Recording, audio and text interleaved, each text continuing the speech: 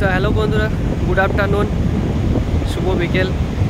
তো আজকে আমার ছুটি আছে, সেজন্য আজকে বেড়াতে এসেছি আমি সমুদ্রতে। তো আজকে সমুদ্রের জল অনেক পিছিয়ে চলে এসছে, মানে ওই অনেকটা দূরে পার ওখানে ছিল সমুদ্রের জল।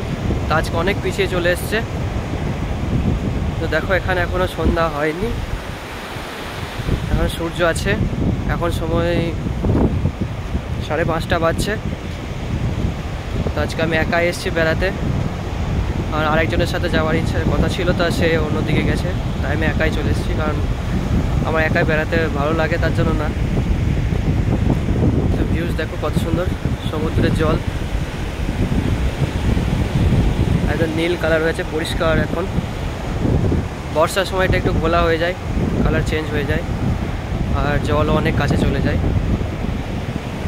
শুধু দেখো, আর আজকের ওয়েদারটা দারুণ সুন্দর করেছে, কারণ ডিসেম্বর আসতে চলেছে, কাল থেকে মনে হয় ডিসেম্বর শুরু হবে।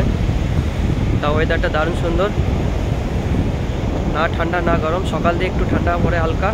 তো বিকেলের ওয়েদারটা দারুণ সুন্দর ঘোরার জন্য।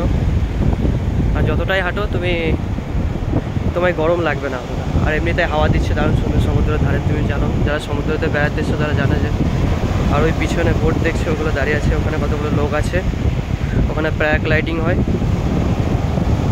আর অনেক সময় হাঁটছে, পিছনে অনেক আছে, ওই পিছনে একটা বিচ আছে, ওখানে অনেক লোক আছে।